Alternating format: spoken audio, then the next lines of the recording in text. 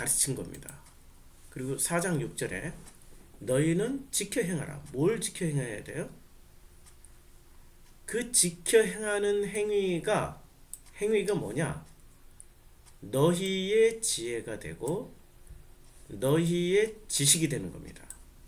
그러니까 지혜와 지식은 책상에 앉아서 공부하고 연구하고 기도하고 묵상하는 침묵의 행위, 명사의 행위가 아니라 지혜와 지식은 동사라는 겁니다. 지켜 행하라는 동사인 겁니다. 뭘 지켜 행하라고요? 규례와 법도를 지켜 행하라. 규례와 법도를 왜 지켜야 돼요? 다 생존하기 위해서. 규례와 법도를 안 지키면 어떻게 돼요? 멸망당하기 때문에. 그래서 여호와의 명령을 지키라. 그 명령이 뭐예요? 규례와 법도라는 거죠. 이 말을 누가 하고 있습니까? 여호와가 하고 있습니까? 모세가 하고 있습니까? 모세가 누구에게? 들으라 이스라엘아. 이스라엘에게 하고 있는 말씀입니다. 그리고 7절에 우리 하나님 여호와께서 우리가 이제 광야에 나온 그 백성인 우리, 요때 우리는 1세대예요? 광야 2세대예요? 광야 2세대입니다. 그러니까 1세대는 다 전멸당했어요. 2명 빼고. 광야 2세대인 우리가 이제는 그에게 여호와께 기도할 때마다 우리에게 가까이 하신 것 같이 그 신이, 그러니까 여호와 하나님이 가까이 함을 얻은 큰 나라가 어디 있느냐? 그러니까 우리가 기도할 때마다 어떻게 돼요? 우리가 기도하면 그 신이 우리에게 가까이 한다는 거예요. 우리가 기도할 때마다 왜요? 우리에게 가까이 하신 것 같이 그 신이 우리에게 가까이 한다는 말씀입니다. 그리고 이 율법과 같이 규례와 법도가 공의로운 큰 나라가 어디 있느냐 라고 지금 말씀하고 있습니다. 그리고 4장 10절이 또 하나의 터닝 포인트입니다. 호렙산, 이 호렙산에서 모세가 무엇을 보게 됐어요?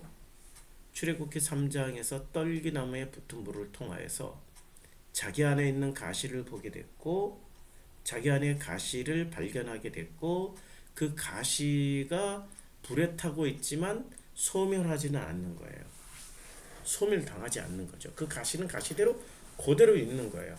그런데 그 가시를 자세히 들여다보니까 그 가시가 여호와 자신이라는 것을 고백하는 장면이 4장 10절이죠. 그 가시를 통해서 배우는 거예요. 그래서 4장 10절에 끝부분에 그들이 세상 사는 날 동안에 나를 경외함을 배우게 하며, 그러니까 세상 사는 날 동안에는 여호와를 경외하는 것을 배우는 거예요. 우리가 이 세상 사는 날 동안에 뭘 배우냐면 여호와를 경외하는 것을 배우는 거예요. 경외하다라는 게 무슨 뜻일까요? 경외함 찾아볼까요? 경외함이라는 단어가 무슨 뜻을 가지고 있는지. 경외, 경외심, 경외하다. 경외라는 것은 국어사전에 보면은 이런 뜻이 있습니다. 공경하면서 두려워하는 마음, 이게 경외심입니다. 공경도 하고 두렵기도 해요. 광야에서 하나님은 이 두 가지 코드로 보여주십니다. 하나님, 백성은 하나님을 공경해야 되고, 또 그 하나님은 심판하시는 하나님이기 때문에 두려워하게 되는 거죠. 그래서 이 경외심이라는 것을 좀 더 정리를 잘 해주신 분이 있습니다. 이 경외심을 아주 정리를 잘 해주신 분이 칼 오토라는 그 종교학자. 그러니까 독일의 칼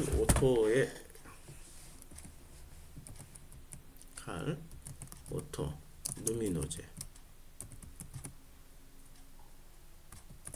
누미노제라는 개념인데요. 누미노제, 루돌프 오토네요.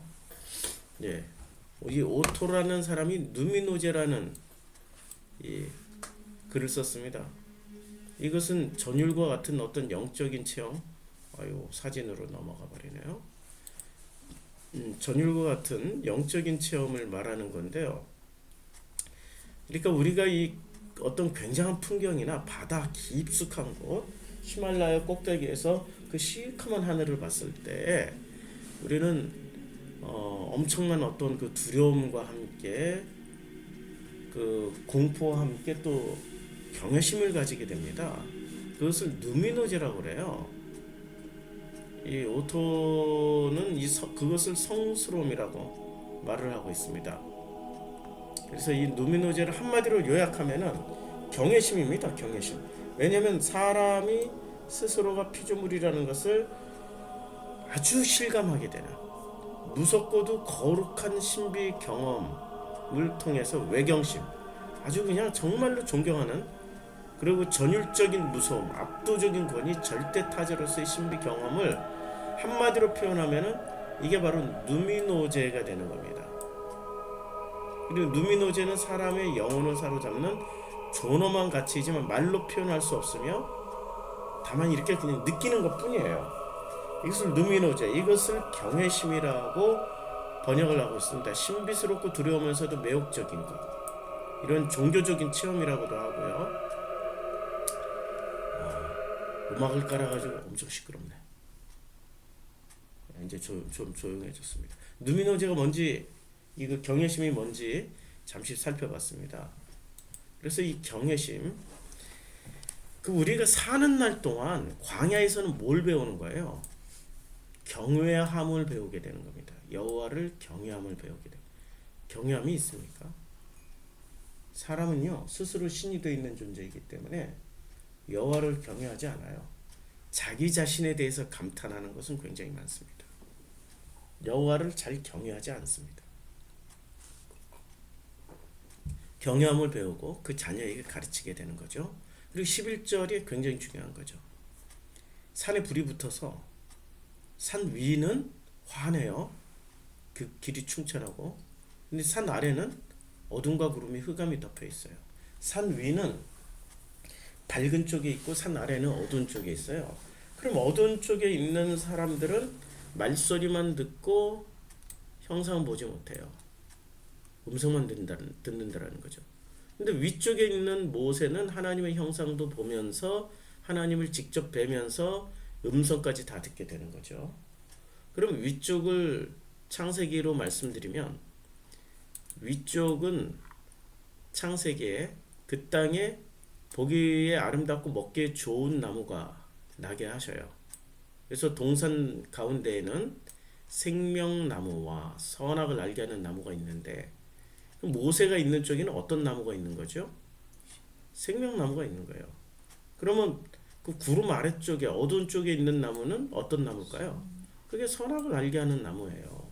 그것을 누가 먹었어요?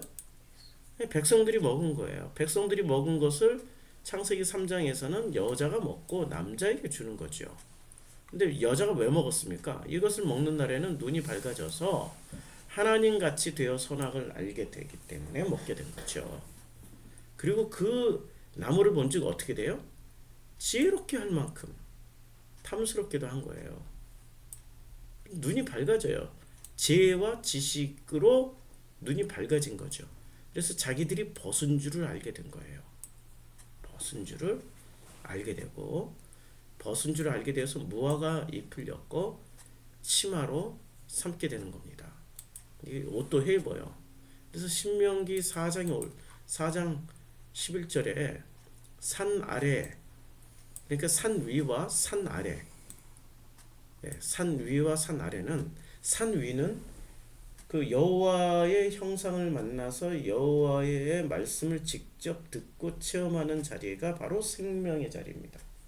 근데 밑에서는 여호와의 형상은 없고 음성만 듣는 거예요. 이게 바로 선악의 자리, 백성들은 선악의 자리에 있는 거죠. 그럴 때 여호와께서 그들에게 언약을 반포하시는 겁니다. 생명의 언약을 선악에 있는 사람들에게 반포하시고 어떻게 말씀하세요? 너희에게 지키라 명령하셨어요. 그것이 십계명이요 두 돌판에 친히 쓰신 것입니다. 그러니까 우리가 십계명을 받은 것은 우리가 훌륭해서, 이 유대인들이 지금 이 히브리들이, 이스라엘 사람들이 십계명을 받은 것은 그들이 훌륭해서가 아니에요. 선악 지식에 빠져 있기 때문에 십계명이면 두 돌판을 주신 거죠. 그리고 그들에게 뭐라고 말씀하십니까? 규례와 법도를 지켜라. 규례와 법도를 지켜라. 그래서 너희는 그 호렙산 불길 중에서 너희에게 말씀하시던 날에 너희가, 그러니까 이 산 아래에 있었던 이 이스라엘 사람들이 어떤 형상도 보지 못했은즉 너희는 깊이 삼가라. 어떤 형상도 보지 못했기 때문에 만약에 여호와의 형상을 봤으면은 그들이 여호와의 형상을 본떠서 뭔가를 만들 수 있었겠죠. 못 봤으니까 어떤 형상도 만들지 말라는 거예요. 그럼 모세는 어떤 형상이든지 만들어도 될까요? 안 될까요? 되죠. 왜요? 보았기 때문에. 그게 하나님의 형상을 보았기 때문에. 그가 만들어내는 것마다 무엇을 만들어내요? 하나님의 형상을 만들어내기 때문에 그는 어떤 형상이든지 새겨도 되는 거예요. 근데 산 아래, 너에게 말씀하시던 날에 너희는 산 아래 어두운 쪽에 있었기 때문에 어떤 형상도 보지 못하였어요. 하나님의 형상도 못 봤고 하나님 보여주는 형상도 못 본 거죠. 왜냐, 어떤 형상도 보지 못하였기 때문에 너희는 절대 어떤 형상이든지 땅에 있는 형상이든지 하늘을 나는 어떤 형상이든지 땅 위에 기는 어떤 곤충의 형상이든지 물속에 있었던 어떤 어족의 형상이든지 절대로 만들지 말라는 겁니다. 모세는 보았기 때문에 만들 수 있고, 땅 아래에 이 어두운 쪽에서 선악 지식을 취한 사람들은 선악 지식으로 만들어내봐야 무엇을 만들어요? 아니, 선악 지식으로 만들어내봐야 뭘 만듭니까? 만드는 것의 정체가 뭐예요? 너희 눈이 밝아져서 하나님같이 된 자기 자신을 만든다라는 거예요. 하나님같이 된 자기 자신을 만들 뿐입니다. 이게 바로 정체예요. 그래서 어떤 형상도 만들지 말라는 겁니다. 그리고 이들이 만들어내는 그 형상, 신명기 4장으로 또 다시 돌아와서, 그러니까 어떤 형상이든지 너희는 만들지 마라. 만들면은 그것이 바로 너희 형상들이기 때문에. 하나님의 형상을 못 보고 자기 형상들을 본 거 아니에요? 자기 형상만 만들게 되는 거죠. 절대 만들지 마. 그런데 모세는 왜 만들 수 있게 되는 거죠? 왜 모세는 만드냐면 창세기 5장에 보면 이것은 아담의 계보를 적은 책이니라 하나님이 사람을 창조하실 때 누구의 모양대로 지으셨어요? 하나님의 모양대로 지으셨죠. 여러분, 지금 모세는 어떤 형태로 만들어진 사람입니까? 하나님의 모양대로 만들어졌어요. 하나님의 모양대로 만들어졌다는 것을 어떻게 알 수 있죠? 아니, 마태복음 5장에 보면 심령이 가난한 자는 복이 난 천국이 그들 것이며, 애굽에서 40년 동안 그는 심령이 가난한 사람이었어요? 심령이 부자인 사람이었어요? 애굽에 40년 동안은 심령이 부자인 사람이었어요. 그런데 미디안 광야 40년을 살면서 그의 심령이 어떻게 됐습니까? 몽땅 비워졌어요. 가난해졌어요. 그래서 그는 미디안 40년 광야 생활, 그러니까 출애굽을 한 거예요. 이미 40세에 출애굽을 해서 40년 동안 광야 생활을 하는 동안에 그는 심령이 가난해진 사람으로 만들어진 겁니다.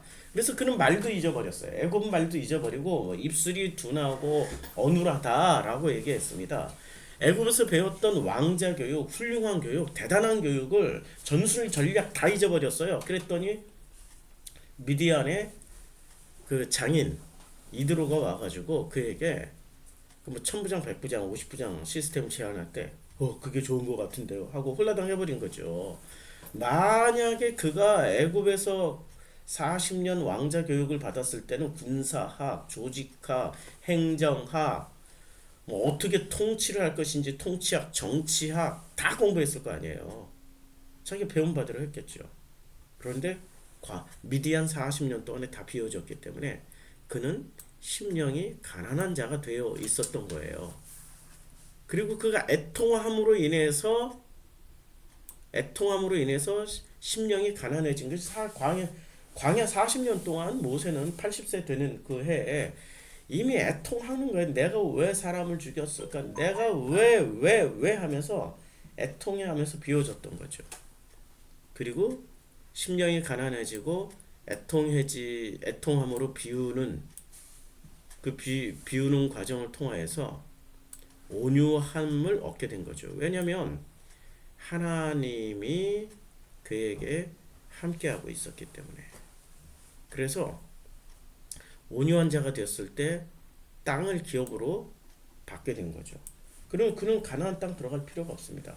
이미 모세에게는 하나님이 통치하심이 이루어지고 있었기 때문에 땅을 기업으로 받은 거죠. 그리고 그는 의에 줄이고 목마른 자였어요. 그래서 만나와 메추라기로 배부름을 받고 있는 거고요. 그는 긍휼히 여기는 자였습니다. 누구를? 이스라엘 백성을. 그래서 하나님으로부터 모세는 긍휼히 여김을 받았던 거죠. 모세는 마음이 청결한 자였어요. 왜? 이미 심령이 가난해졌고 애통함으로 비웠고 온유함으로 가득 차 있었고 의에 줄이고 목마른 자가 되어 있었고 그리고 긍휼히 여기고 있었기 때문에 그 상태가 마음이 청결한 자라는 겁니다. 그래서 그는 하나님을 보아요. 구름 위쪽에서 밝은 쪽에서 하나님을 보고 있었고 그 구름 아래쪽에 어두운 쪽에 있었던 백성들은 모세처럼 하나님을 볼 수가 없었던 거예요. 모세는 마음이 청결하기 때문에 벌써 팔복 중에 심령이 가난해졌고 애통하였고 온유한 자가 됐고 의에 줄이고 목마른 자가 됐고 긍휼히 여기는 자가 됐고 마음이 청결한 자 6가지가 이루어졌잖아요. 그럼 화평하게 하고 있었어요. 누구랑? 그 히브리 이스라엘 사람들을 여호와 하나님과 화평하게 하는 자가 되어 있었단 말이에요. 그래서 모세를 뭐라고 불러요? 하나님의 아들이라고 부르는 거죠. 하나님의 아들 맞아요. 그리고 의를 위하여 박해를 받잖아요. 누구한테 박해를 받아요? 선악만 알고 있었던 어두운 쪽에 있었던 백성들에게 박해받잖아요. 툭하면 백성들이 뭐라고 그럽니까? 모세 나와 뭐 이러면서 모세 니 너만 하나님 음성 듣냐? 그게 다 박해라는 거야. 박해받음이에요. 무슨 일만 생기면 백성들에게 가서 엎드린 거죠. 그리고 여호와 쪽으로는 제발 저들을 멸하지 말아 주십시오. 내 목숨을 걸겠나이다. 의를 위해 박해받는 자의 모습이죠. 천국이 모세의 것이에요. 그래서 모세에게는 이 모든 것이 이루어지는데 마태복음 5장 9절에 화평하게 하는 거예요.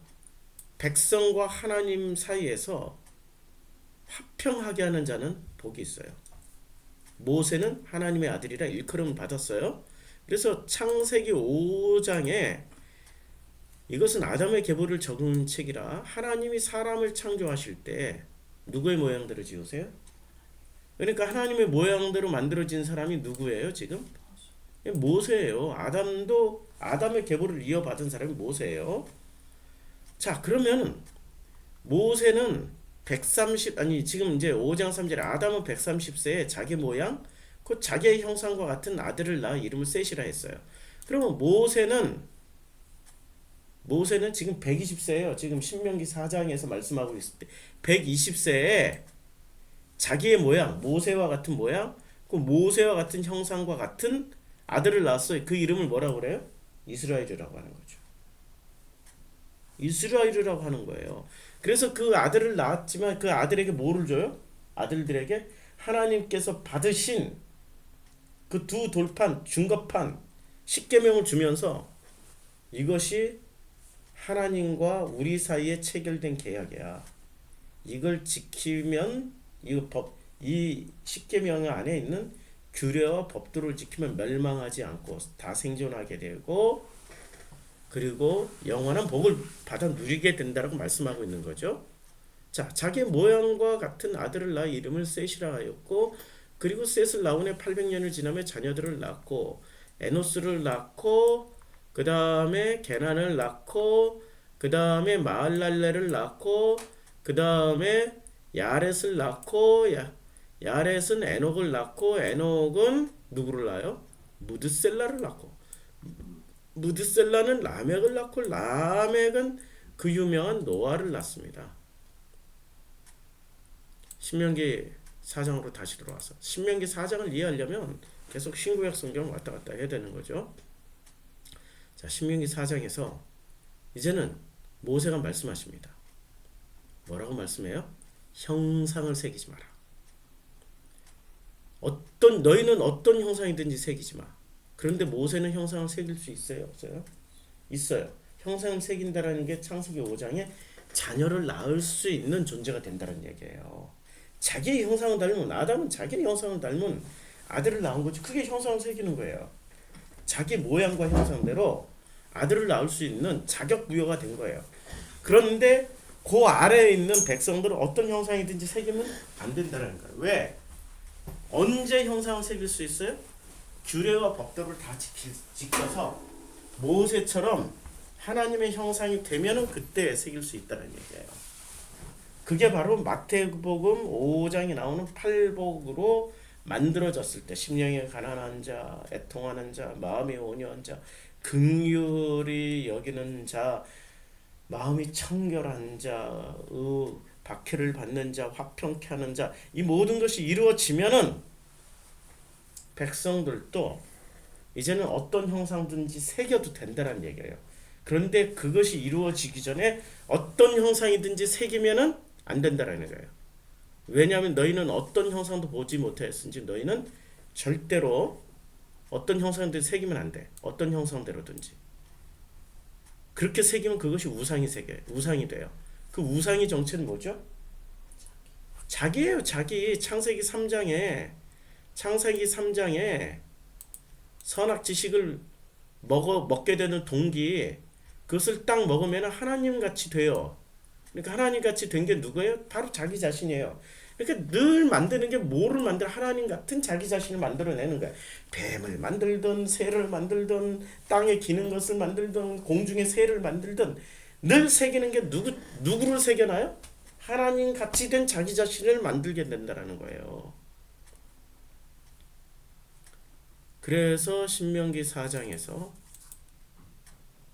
어떤 형상이든지 새기지 말라고 말씀하시는 거죠. 계속해서 제가 반복해서 말씀드리는 게 이게 굉장히 중요하기 때문에. 그리하여 또 내가 하늘을 향하여 눈을 들어 해와 달과 별들과 하늘의 모든 천체 곧 너희 하나님 여호와께서 천하 만민을 위하여 배정하신 것을 미혹하여 그것을 경배하며 섬기지 마라. 경배하고 섬기는 목적이 뭐예요? 자기 형상을 만들기 위해서 하는 거니까. 그것을 다 어디서 배웠어요? 자기 형상을 만드는 것을 어디서 배운 겁니까? 4장 20절에 쇠 풀무 뿔고 같은 애굽에서 다 배운 거예요. 자기 형상의 결정판이 뭐죠? 그게 바로 바로였어요. 왜 바로에게 그렇게 불합리한 5분의 1이나 바친 10의 2조나 바치는데도 기쁨으로 바치고 감사함으로 바치고 그냥 감격 감동으로 왜 바칩니까? 나도 저와 같이 되리라는 희망을 가지고 있기 때문에. 어두운 쪽에 있었던 백성들은 나도 저 바로처럼 될 것이다 라는 희망과 소망과 기쁨을 가졌기 때문에 바로처럼 되기 위해서 바로가 목표가 된 사람들이 살고 있었던 땅이 애굽이었어요. 그럼 자기가 선택한 거잖아요. 선악지식 따먹는 걸 자기가 선택했고 자기가 선택했기 때문에 자기의 기쁨, 자기가 선택한 자발적인 행동으로 충만하게 그 기쁨과 감사로 했기 때문에 그 땅이 저주의 땅이 아니라 쇠풀무불, 쇠로 강철로 만들어지는 쇠풀무불 같은. 강철은 뭐 하는 도구였습니까? 칼이었죠. 사람을 죽이는 도구죠. 전쟁의 도구죠. 그래서 여호와께서 어떻게 해요? 우상은 내가 선택하는 거예요. 왜냐면 선악지식을 내가 선택했던 것처럼. 그 선악지식을 따먹은 사람들은 자기가 스스로 자기 자신을 만들어가요. 그 형상을. 그래서 자기가 만들어 놓은 형상을 꺼내놓고 이것이 신이야. 경배해. 왜냐면 이게 나야. 나를 존중해주고 나를 존경해주고 나를 높여주고 나를 귀하게 여겨줘라고 말을 하는 게 이게 전부 세상 사람들이라는 거예요. 상담학, 심리학의 끝자락은 전부 어디로 가요? 너 자신이 참으로 존귀해. 너 자신이 굉장히 귀한 존재야. 너에게 상처와 결핍과 쓴뿌리를 다 뽑아내면 너는 진짜 위대한 사람이야. 진짜 존중받는 사람이야. 해봐야 하나님의 형상이 아니고 뭐가 되는 거예요? 선악 지식의 형상이 된다는 거죠. 그 끝자락의 모습이 바로예요. 모든 사람으로부터 존경받고 존엄하게 여김을 받고 위대한 사람으로 보이고 강력한 힘이 있고 능력이 있고 살리기도 하고 죽이기도 하고 무소불위의 권력을 가지고 있게 되는 바로 그 신과 같은 바로 인간의 궁극적인 지향점은 바로 되는 겁니다. 바로 되는 거. 그래서 그 쇠풀무볼 같은 애굽에서 스스로 나오게 됩니까? 절대로 스스로 나올 수 없는 거죠. 우상은 자기가 선택해서 자기가 선택한 신, 자기가 선택한 신처럼 닮아가고 그 형상과 모양대로 살아가기를 원하는 게 우상 숭배의 본질이라면 여호와 신앙의 본질은 내가 선택한 게 아니에요. 여호와께서 우리를 선택해 버리신 겁니다. 여호와께서 우리를 택하시고 여호와께서 곧 애굽에서 인도하여 내시는 겁니다. 그리고 여호와께서 자기 기업의 백성을 삼으신 것입니다. 이게 4장 20절이 굉장히 중요한 구절이에요. 그래서 자기 기업의 백성을 삼으신 까닭은 그 기업으로 주신 그 아름다운 땅을 들어가게 하기 위해서. 그래서 그 아름다운 땅은 어떤 땅입니까? 자기가 주인이 돼서 자기가 바로처럼 다스리는 땅이 아니고요. 여호와가 주인이 되어서 여호와가 통치자가 되어서 여호와가 다스리는 땅이기 때문에 아름다운 땅입니다. 엄청난 차이가 있는 거죠. 제가 계속 강조하는 거예요. 이게 지금 성경의 중요한 키워드라는 거예요. 그래서 모세는 이 땅에서 죽어요. 그런데 이 땅이 광야죠. 광야에서 죽어도 돼요. 왜요? 이미 그에게는 하나님의 그 땅을 다 기업으로 받게 된 거예요. 마음이 온유한 자는 땅을 기업으로 받는다고 했으니까. 그는 천국을 누리고 살고 있는 거고요. 아니 모세가 단 하나도 편한 날이 없었는데 그게 어떻게 천국을 누려요? 여호와의 통치가 모세 안에서 이루어졌잖아요. 그게 천국이에요. 백성들과의 관계에서 일어나고 있는 그 갈등, 아픔은 그게 고통이 아니고 사랑함으로 인해서 일어나게 되는 부모의 마음, 아버지의 마음이라서 그게 아름다운 거라는 거예요. 그게 아름다운 땅을 얻게 된다는 거예요. 제가 귀에서 피가 날 정도로 많이 힘들고 어렵다, 스트레스가 심하다 이렇게 얘기하니까 사람들이 오해를 하는 거예요. 아니거든요. 저는 이 상태가 정말로 행복한 상태예요. 고통의 반대편이 행복이란 말이에요. 고통을 모르면, 아픔을 모르면 희망과 쾌락과 그 행복과 감사와 그 반대 영역을 모른다는 거예요. 어둠이 짙을수록 새벽의 소중함이 깨달아지는 거죠. 사람들은 전부 다 이 어두운 쪽에 있었던 사람들은 밝은 쪽에 있었던 그 하나님의 형상을 뵙고 하나님의 형상, 이 어둠 쪽을 보면서 하나님의 형상이 있었던 모세는 어떻게 돼요? 하나님의 형상을 뵈면서 구름 아래쪽에 어두운 쪽에 있었던 사람들을 보면서 어떤 마음을 가졌을까요?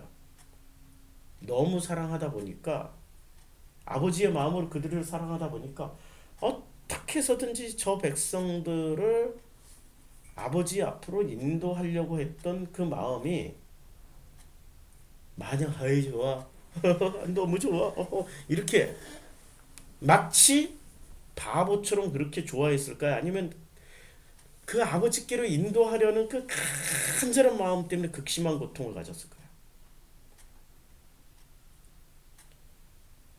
아버지 앞에서는 아버지라는 그 마음 안에는 행복, 감사, 충만 이런 것만 있는 게 아니에요. 질투하시는 하나님이라고 그러잖아요.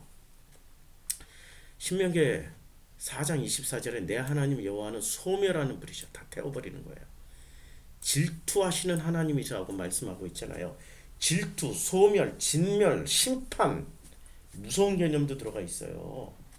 그러니까 여호와라는 하나님은 사랑이시라고 그 요한 1서에서 수없이 이야기하잖아요. 하나님은 사랑이시다. 하나님은 사랑이시다라고 수도 없이 이야기를 해요. 자, 하나님의 사랑이 그 안에 있고, 그 다음에 하나님은 사랑이시다라고 수도 없이 말씀하고 있는 게 이게 바로 아버지의 사랑이 그 안에 있고, 왜냐하면 이 모든 것은 결론이 하나님은 사랑이시다라는 것을 말씀하기 위해서 이 사랑 말씀하시다가 결론적으로 하나님은 사랑이시다. 1장, 2장. 자, 우리는 서로 사랑합시다. 서로 사랑해야 된다.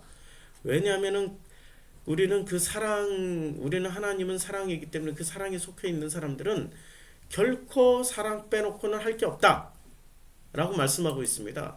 끝까지 지금 요한 1서는 1장, 2장, 3장을 다 몰아서 어디로 가고 있냐면은 우리는 하나님께 속하여 있고 세상에 속해 있지 않아요. 자, 4장 7절에 사랑하는 자들 우리가 서로 사랑하자. 사랑은 하나님께 속한 것이다. 사랑하는 자마다 하나님으로부터 나서 하나님을 알고, 사랑하지 아니하는 자는 하나님을 알지 못하다. 이는 하나님은 뭐예요? 하나님은 사랑이시기 때문에. 하나님은 사랑이셔요. 근데 신명기 4장에서는 이 사랑을 고통스럽게 말씀하고 있습니다. 사랑을. 하나님 여호와는 분명히 어떤 분이세요? 내 하나님 여호와는 어떤 분이세요? 사랑이시죠.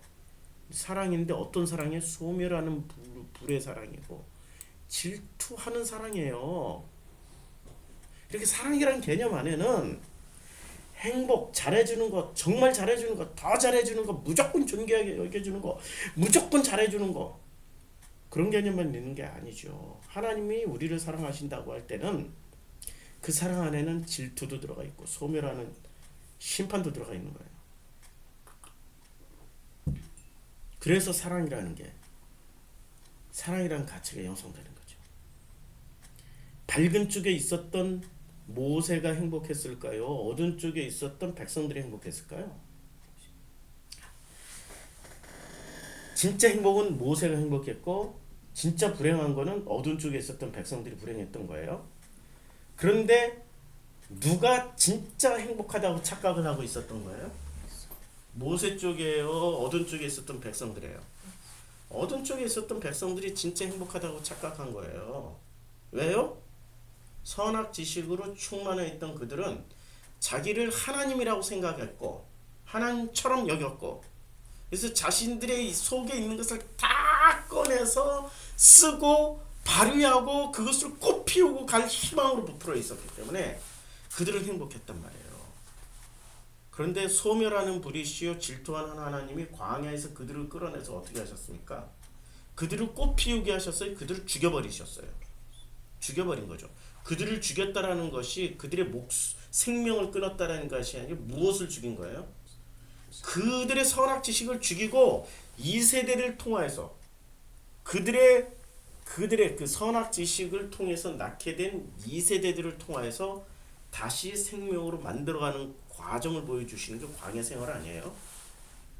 우리의 선악 지식은 죽고 광야에 나오는 우리 프로시코마의 성도님들, 제 설교를 듣고 있는 우리 성도님들, 우리는 광야 백성들이에요. 우리는 죽임 당해야 돼요. 소멸한 불에 타서 죽어야 되고, 질투하는 하나님의 그 하나님을 통하여서 사랑을 배우면서 우리의 1세대 선악 지식은 죽고요, 생명으로 거듭나야 되는 거죠. 4장 25절 내가 그 땅에서 아들을 낳고 손자를 얻으며 오래 살 때 드디어 그 땅에서, 그 아름다운 그 땅에서 무엇을 낳아요? 아들을 낳고 손자를 얻어요. 그럼 이게 뭐가 됐다는 얘기예요? 드디어 하나님의 모형과 형상이 됐다는 거예요. 그것을 체험했기 때문에 창세기 5장에 근거해서 아들을 낳고 손자를 얻고 오래 살 때 어떻게 돼요? 만약에 그렇게 살면 너무 좋은 거야. 그렇게 살아야 돼. 그게 목적이야. 그래서 아름다운 땅이 되는 거야. 하나님 통치가 이루어진 아름다운 땅이 되는 거야. 하나님 통치가 이루어진 아름다운 땅이 되는데, 그 아름다운 땅이 어떻게 된다는 얘기예요? 아름다운 땅이 될 때 그렇게 영원히 살면 되는데 만일 스스로 부패해요. 왜 또 스스로 부패하죠? 아니 창세기 3장에 선악지식을 따먹을 때 스스로 따먹었죠. 아니 꼬시긴 했어도 뱀이 유혹하긴 했어도 스스로 따먹었죠. 안 따먹은 그만인데 스스로 부패하여 다시 창세기 3장에 이를 되풀이한다는 거예요. 선악지식을 따 무슨 형상의 우상이든지 조각하여 내 하나님 여호와 앞에서 악을 조각한다는 게 야싸 만든다라는 거죠. 누구를 만들이 자기 자신을 또다시 하나님처럼 만들게 되면은 4장 26절 내가 오늘 천지를 불러 증거를 삼더니 너희가 요단을 건너가서 얻는 땅에서 어떻게 돼요? 속히 망할 것이다. 너희 날이 길지 못하고 전멸될 것이다 라고 말씀하고 있습니다. 27절 여호와께서 너희를 여러 민족 중에 흩으실 것이요 여러 민족 중에 흩어버리고 여호와께서 너희를 쫓아보내실 그 여러 민족 중에 너희의 남은 수가 많지 못할 것이다. 자 28절은 내일 또 하겠습니다. 1절부터 지금 4장 1절부터 27절까지 요약하는데도 40분이거든요. 자, 우리 기도하고 오늘 도대체 우리에게 주신 말씀이 무엇인지, 오늘 우리에게 주신 이 말씀이 어떤 말씀인지 우리가 잘 이렇게 되새김질하면서 하나님의 형상을 만들어야 되는 우리가 하나님의 형상을 만들지 않고 나의 형상인 그 궁극적인 점이 바로죠. 그 바로를 만들고 그 바로를 만들어 놓고 그 바로처럼 되자라고 하는 거기서 하나님 여호와께서 우리를 택해서 광야로 꺼내 놓으셨어요. 질투 그리고 그 사랑 그 하나님의 심판을 통해서 소멸하는 불을 통하여서 반대쪽에 있는 극심하신 사랑 그것을 배우는 자리가 광야입니다. 그걸 배울 수 있는 그걸 놓고 기도하고 또